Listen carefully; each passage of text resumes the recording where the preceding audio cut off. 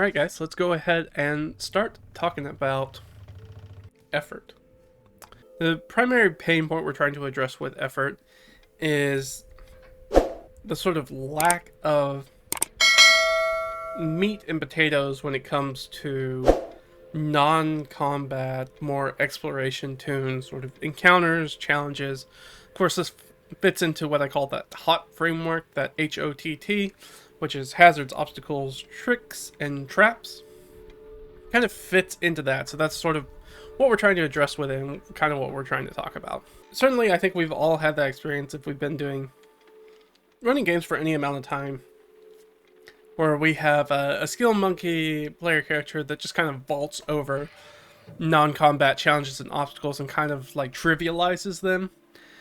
I'm thinking things like traps, which are not necessarily very engaging, or a lot of hazards that are not very engaging, especially even social encounters that can be not very engaging because they can often be easily resolved with like a single check by one character who's exceptionally good at doing that one thing. And our idea with effort is not to take that power away from them. That's not what we want to do as the DM. If you want to build your character, especially if you're building something that's like let's say a thief subclass rogue who's really focused on like disarming traps and sneaking around stuff and doing that second story work kind of thing, we don't want to do what the 2014 Player's Handbook does to Rangers, which is basically where they look at Rangers and they go, okay, Rangers should be the best at survival and running around in the wilderness and doing all that things. So they basically don't need to make checks about things. So we don't want to trivialize that and like take that away from them. Because then it takes the Rangers are not fun to play, right? We know that from the 2014 books. Like Rangers aren't fun to play because we're not actually playing them. Instead of actually rolling for things and being good at things, we just do them. And that's not play, right? That's actually removing stuff from them, right? We're actually pulling stuff away from them. And we don't want to do that same thing, being like, hey, you're good at that one thing, but actually that doesn't matter. We don't want to trivialize that. Instead, we want to take it away from being like, okay, you do this one thing really well. Instead of being like, you're the only person who does this, we want you to be the lead person, the person who takes the lead in this encounter. And we want the rest of the party to follow you, and they are primarily successful because you're really good at doing this one thing, but they also are trying to assist and help in their own ways.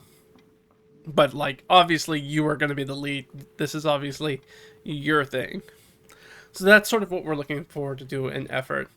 So like I said, the sort of problem that we have with most sort of non-combat things is, as we know from sort of D&D, contemporary D&D, is that the rules just like don't give us a lot to work with, so we kind of have to add stuff in ourselves. 4th edition tried to sort of address this with what they called the skill challenges, and depending on who you are, that kind of had a mixed result with people. Some people really liked skill challenges, other people really hated skill challenges. I thought they were okay.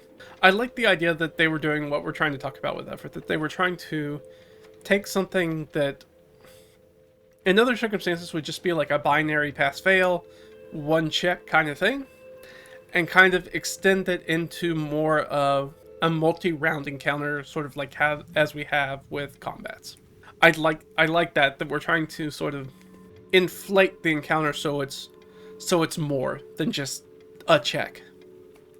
Than one check, whether that's one check by one person or one check by everybody. To just try to make it more engaging, try to make it more of a thing, a challenge and an obstacle in its own right that's worth being the focus of an encounter.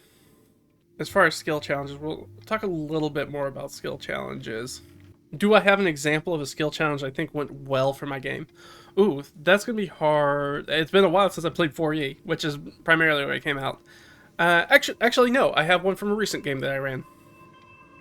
I was running a one-shot where the characters went through a portal into the Shadow Dark. They have 24 hours to go get something and get back. They were running short on time. They had just gotten the items. We were running short on playtime in the sessions too. And this was improvised. I didn't plan it. And I was like, okay, so this is just straight up Constitution saving throws because you guys have to sprint from where you are miles away to get back to the portal, to get through before the portal closes. You got to get 3 successes before 2 failures. We did one round of checks. They knew what the DC was. First round, 1 person failed. The next round, the 2 others failed. So it all came down to that third choice, and everybody had to beat the DC. And it wasn't a super hard DC. I think it was like 13. It was like, all right, this is the end. This is the end of the thing. If you fail this next saving throw, you are not going to make it back to the portal in time. And they rolled it. And when the characters got through by the skin of their teeth, they rolled exactly a 13 to get through. So yeah, I think that's an example of a skill challenge that kind of went well. It was fun. It was very sort of like, there was a lot of tension of it. It was like, hey, this is the end of the game. It's a one shot, so there aren't a ton of stakes. But it was like, you guys fail if you don't make the Constitution saving throws to get back to the portal. That's it, and you guys can't fail more than once. And everybody individually ended up failing once, so it was very tense. It was very cool struggle. Everybody rolled one at a time, sort of like at the last roll, last check for everybody. So it was very cool. So yeah, that's a skill challenge that went well for my game. But I do want to talk about effort, which is different from skill challenges, but it is worthwhile talking about skill challenge, because skill challenges was 4th edition's attempt to rectify that sort of missing component. So it's important to remember that basically up into and through most of 2nd edition, that there weren't skills as we know them. Skills came in later and was a later add-on modification rule to 2nd edition. So 3rd edition is the first edition to natively have skills in it, and there's a lot of skills. Everything before that was sort of like an ability check, or was just a back and forth conversation, just in the same way that it's like, it very much fulfills that D&D idea of everything is possible in your imagination. You can attempt just about anything if you can convince the DM of it. So there was a lot of back and forth in the exploration aspect, and a lot of sort of player skill versus character skill, because the characters didn't have any skills, so you kind of had to rely on the player skills to do it. The same way that we used to do with a lot of social RP. It's like, what do you say to this guy? Does that make sense? These are what his motivations. Here's what he thinks about this. Are you able, with the persuasiveness of your argument, to persuade them yes or no on whatever you guys are talking about, or trying to make deals or negotiations or whatever it is, intimidations, etc. But then when we implemented sort of the skill system in 3rd edition, now that player skill, now we end up with the same thing that we have right now, where player skill and character skill becomes this sort of wonky, one is one is the other. Which is why I come up to some of the issues that I have with things like puzzles, because puzzles in contemporary D&D focus specifically on player skill and not character skill. And it feels silly that me as a random human with, intelligence 10 can't figure out this puzzle, but my intelligence 20 wizard also can't figure out the puzzle because he doesn't have anything to do with that. So there's that sort of like that ludonarrative dissonance that we talk about, where the narrative of the character that I'm playing doesn't fit what's actually mechanically happening in the game, which is that I can't figure out the puzzle. But it feels silly that my character can't figure out the puzzle, because my character's like a Megamind super brainiac. Now encounters, we had to come up with a way to sort of, 3rd edition didn't really have a ton of frameworks for like non-combat encounters. So in 4th edition, they're like, okay, well, we're going to do these things skill challenges. Which is that, hey, you need to have this many successes before this many failures to succeed. And so there is like a success state and then sort of like a failure state, so everybody kind of understands the stakes that are kind of going on. There was a lot of opening to interpretation. That's when skill challenges work the best in 4E. Is where, instead of having like, you can do X, Y, or Z, and those are the only things you can attempt to do on your turn, instead just playing it very loose and being like, okay, this is the situation, how are you going to help? You can use spells, you can use character abilities, you can use skills, you can use tool proficiencies, whatever you have in your resources that you think you can make a good case for it being applicable to what you're trying to being a success to help resolve whatever the situation is. That's been my experience, how it works very well. Then, of course, like a lot of things in 4E, that's the Black Sheep edition that we don't talk about. In the sort of zeitgeist of D&D, we pretend like it doesn't happen, even though a lot of that DNA is in 5th edition. Like, a lot of it. But people who didn't play 4th edition don't know that. Shh, don't tell them. So in 5th edition, we lost all that framework for skill challenges, and we went back to sort of that 3rd edition situation, which is like, okay, I have a character that has a bunch of skill proficiencies and a bunch of tool proficiencies, and I don't have anything to do with them. I don't know how to use them.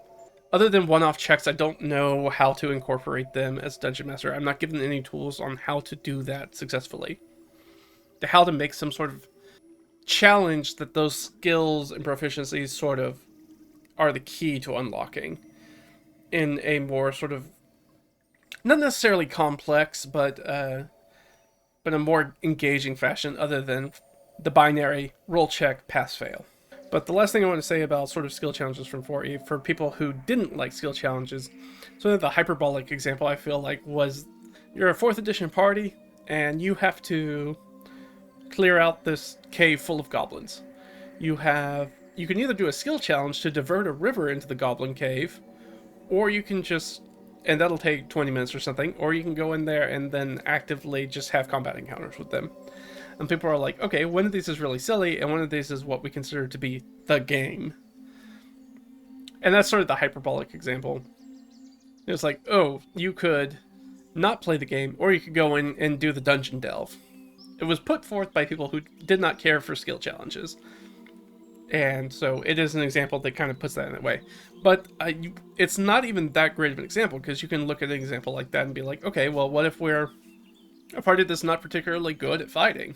Maybe we think that this is a non-lethal solution. If we can divert the river into the goblin cave, and it's going to fill up with water, they're going to lose their home, and they'll just have to go somewhere else. Right? Diverting a river doesn't mean that it's going to immediately flood the cave with water and they'll all drown in there. So they're going to have time to get out.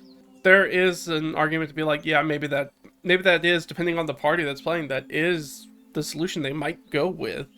If they would rather do that than just, kick down the door of somebody's home and just slaughter everybody in there, because those people back at the town told us that they're going to give us some gold to do it. There's a place for it, but I do want to talk a little bit more about effort.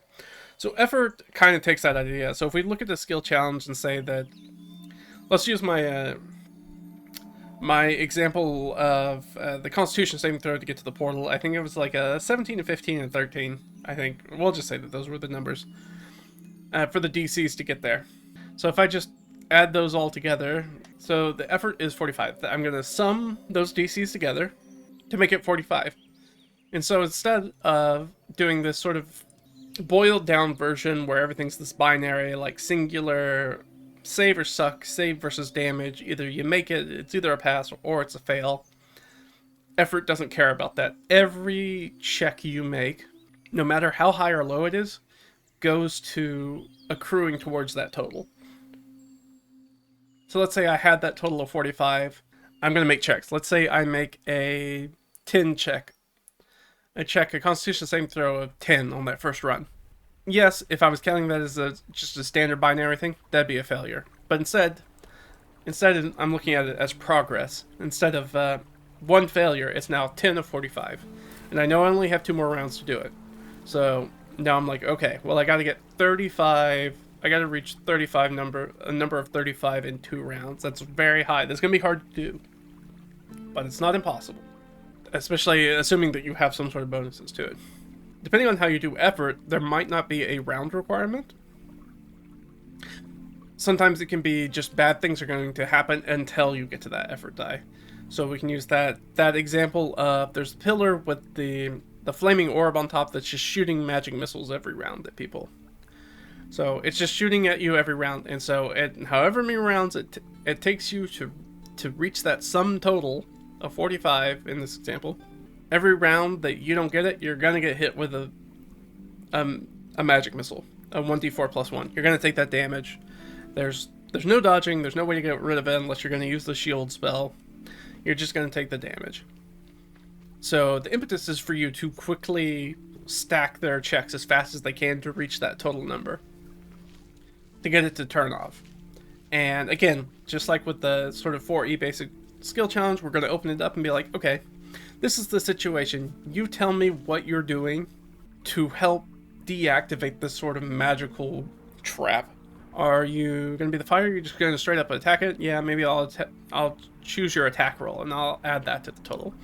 Are you a wizard who wants to use their Arcana skill? Yep, that'll do it. Do you want to use Dispel Magic? Yep, that'll do it. Dispel Magic probably, because it's a permanent item, would dampen it. So maybe instead it's like, well, you guys don't take the full round this time. You guys don't get shot this time, while other people also do skills to do it. So you play kind of loosey-goosey with it. This is a modification of effort, kind of comes from the index card RPG rules from Runehammer, where they have a very similar mechanic. I think it's called effort. And it's the same sort of thing. So rather than having this binary pass-fail, it's just you're trying to accrue up to a certain number. In the blog I wrote about effort many moons ago, I talked about they're in a dungeon, they're trying to get out of the dungeon. And the only way to get out of the dungeon is to basically do a reverse Indiana Jones giant boulder. They have to push this giant boulder uphill onto like a very spatial Zelda-style platform that has a trigger pressure plate. And as they're doing that, there are just waves of enemies that keep coming in because they're trying to get out of this dungeon. So it's waves of like mooks. It's not bad, but I make it clear to them, it's like, hey, you know there's a bunch of them. You know they're going to keep going until they're going to keep coming until you guys get this door open. So that's the threat. It's coming back. It's got a timed element to it because it's ongoing until you get out of here. So then DCs is like, do people stay back to help fight or protect the other people? Do your strong people try to push the boulder up the sort of like incline? Are other people helping with that? Are they using some sort of magic to do that? Maybe somebody runs up ahead and they set up a block and tackle situation so they can use a pulley system to help pull it and give them advantage on all those checks. All sorts of things. So just kind of give them this Wild West idea of like, you can try anything. This is just the situation. And there is a certain amount of effort you need to put into it to be successful here. And so I'm going to keep track of that. So you guys just tell me what you're doing to help. And I'll tell you, yes, I think that's going to be useful in this situation. Or, no, I don't think it's going to be useful in this situation. This is why. Or, I don't think, or it can be supporting. Like, I don't think it's going to be useful to getting to your end goal. But doing things like throwing up an illusion that'll give you cover from the goblins who are firing arrows at you from their sort of above gallery where they're shooting from. That's a supporting way it can be helpful, or you're going to use the aid action to help somebody else, so the barbarian or whoever it is who's doing the bulk of pushing this boulder up the hill can get advantage on those strength checks, or using that block and tackle or whatever it is, or finding out some sort of way to cleat it or put something so that way if they fail, the giant boulder doesn't roll all the way back to the bottom Sisyphus style and you have to start all the way over again. Like trying to give yourself like a little save state in the mid section to make it a little bit easier on yourself. When you're thinking about this encounter, as I explained, that you probably noticed this does not feel like a very straightforward D&D encounter. Yeah, D&D doesn't give us any framework for this stuff, so it feels decidedly not D&D by doing something like this. And this feels more like something that's like a Zelda spatial style puzzle. It deals with their skills, specifically what they're good at. They get to look at their character sheet and decide, I have this equipment, I have these proficiencies, I'm good at doing these sorts of things. How can I leverage those to be helpful in this situation? Or just try something that they're not very good at. One of the things that I really wanted to do with the effort is to encourage all the sort of player characters to participate and come up with clever attempts to help. It's very much a back and forth dialogue between me as a dungeon master and the players. You tell me what you're going to do in this round to help. Or, I mean, you can stand around and not do anything. And that's one of the nice things about effort, is there's no failure. It's not like, oh, I tried to do a skill check and I didn't do it very well, and so we fail, and that actually hurts the team. No, any amount of effort is always going to be helpful. in this situation. That's how it works. That's one of the big differences with effort, is that even if you roll a 2, that's still plus 2 to the sum total. That's plus 2 somebody else doesn't have to roll. It helps. Even if it's just a little bit, it still helps. So there's no consequence for not being good at something, which I think is one of the primary things that kind of helps set it apart and kind of relaxes people to do and try things that maybe their characters are not particularly good at, just because there's really no consequence for failure. This is something I pull in dungeons, like for a very sort of like puzzle, trap, trickish kind of thing. Do a non-combat encounter or a hazard thing. I could have used it in the solo RPG series a few sessions back. We had that weird chasm that had the fluctuating reverse gravity effect on it. I could have used effort there, but I think it made more sense to make individual checks because we were just trying to get one person across. And then made it much easier to get everybody else across once we got the rope across. But if they didn't have a rope, that might be something that I look at maybe doing an effort with. I don't know. That was a fun one. So if you haven't checked that out, definitely go check out that session. If you want to watch me mess with a very, very weird, wobbly, non-combat encounter of just trying to get across a chasm that's got this weird magical effect on it. I had a lot of fun just trying to squeeze my brain, trying to figure out how I was going to get these characters across that chasm. Yeah, you can do it for overland challenges. You can even do it for social scenes. So it can be very useful. Like I said, anytime that you're trying to change the aspects of what's kind of going on, effort's very useful. I do like it for social scenes. I haven't implemented this a lot, but I do want to try it more. Because I think one of the things that keeps players from having non-face characters interact in social scenes is this idea that, oh, I'm not very good at it, so I'm gonna fail. Even if the DC is like marginally difficult, if it's like a 15, the likelihood that I'm gonna pass it with my, let's say, fighter with their -1 charisma and no social skills, there's a high likelihood that I'm gonna fail that check. It's more likely I'm going to fail it, and that's going to have consequences for me and the rest of the party, so why would I engage with that? I'm going to let the bard or the sorcerer or whoever our face is. As a dungeon master, even as a player, I don't like that. I don't like that, because that's not how things work in real life. Like, you can't just not talk to people. You can't just be like, oh, here's 3 or 4 silent people, and then the one person you get to talk to, and we just stand behind them and like cross our arms and be like, Like, no, it's always going to be sort of like this back and forth, like, group dialogue.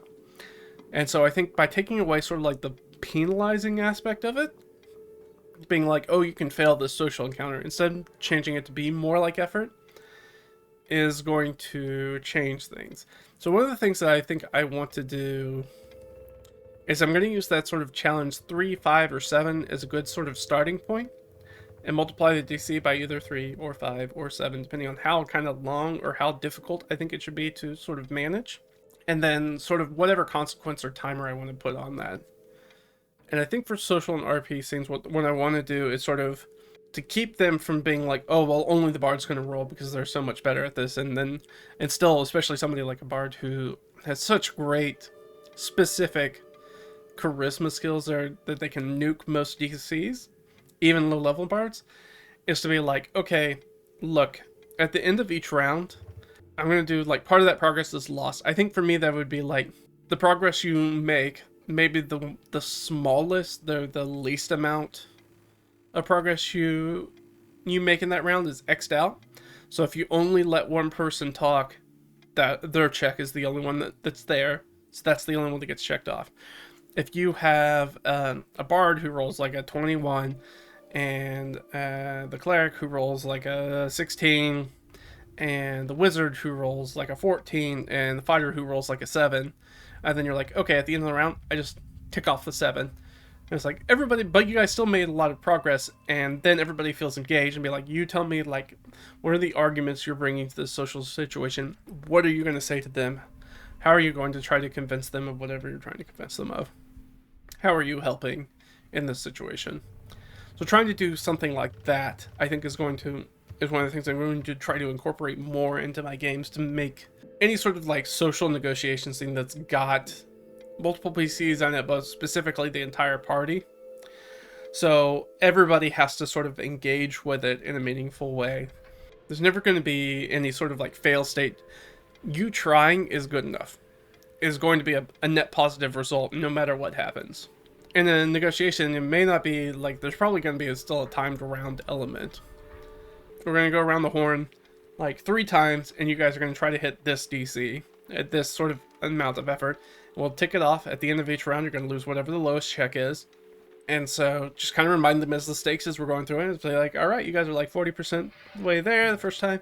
Like, okay, you're about 70% of the way there. And at the end, be like, phew, it's going to be close. What's it going to be, guys? We're looking for high rolls. And then once you get down towards the end of it, you can start talking about like specific numbers. Be like, okay, you guys you got 2 rolls left. You need to make 30. Can you guys together, the last 2 of you, make 30 in your checks? First person rolls a 15. Cool. The last check, you got to make a 15. If you don't make a 15, you guys aren't going to succeed. And then also there's going to be other things, and I kind of run this with social encounters already, with ways that you can sort of get advantage on things by using the right type of social skill. So maybe they're really responsive to something like flattery. They can be really responsive to flattery. Like if you use flattery on them, then maybe you get advantage on the check. Or maybe if you try to intimidate them, they're like the guard captain of the city, and they're like, yeah, you're not going to intimidate me, so you have disadvantage on that once you try to do that. To see that it certainly doesn't work, that this person is probably not going to be intimidated by you. Spells or other things that they can do, any sort of thing, if they want to pick out something specific from their background to try to draw some sort of accord, some sort of shared background, some sort of build some sort of rapport with the person you're talking to, something like that. So I do want to incorporate it more in sort of my social RP scenes. Very powerful tool, and I think I'm going to get a lot of use out of it. It's just something that I've only toyed with a little bit, but I'm excited to check out more in the future. It'll be interesting to see how your players react, because hopefully your players react the same way my players have, where it's like once that fear of failure is gone in any sort of situation, and it's more like we all have to get there, and actually me not doing anything is worse than me trying to do anything, right? Me trying to make any sort of forward progress is better than me not doing anything at all. Kind of sets a different tone, and people are like more engaged and are more excited to think about the ways that they're going to try to get advantage in this, or try to use specific abilities or things, those artisan tools or weird proficiencies they don't get to use often. They're going to look through their character sheet and be like, oh, is there some way I can use I don't know, my weaving tool proficiency for something like this? Try to look for those separate sort of things to kind of add to the game. Some pitfalls I think to avoid when it comes to sort of incorporating effort is that it doesn't model complexity well. So you don't want a really fiddly challenge. Even if we look at something like the boulder challenge that I was talking about earlier, it's very straightforward. Push boulder uphill onto plate. That's it. While you do that, goblins fire arrows at you. That's the entirety of the challenge. I think ways that where this doesn't work well, both as a skill challenge and as effort, would be when I think it's easy to look at something like the official or any homebrew rolls around like parties managing vehicles, like sailing ships and stuff like that, where everybody has a different role and they have to make these different checks. Most of those are based off of failure, right?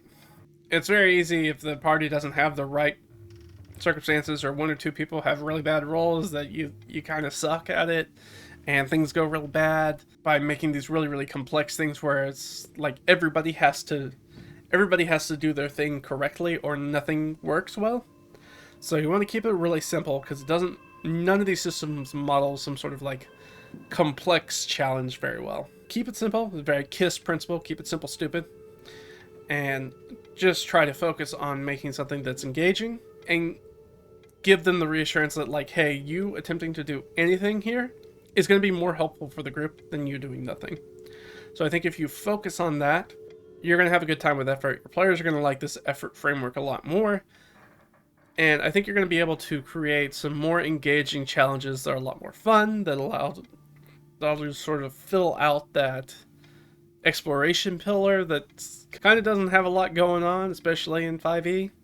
So it's going to give you the ability to sort of boost that up a little bit and make it a more engaging thing, and take your games from being like this thing that's like, 60% plus combat, and sort of realign those situations so it's a little bit more 1/3 combat, 1/3 exploration, 1/3 sort of social RP, and kind of get you more balanced that way, or balanced in a way that maybe your group likes to play.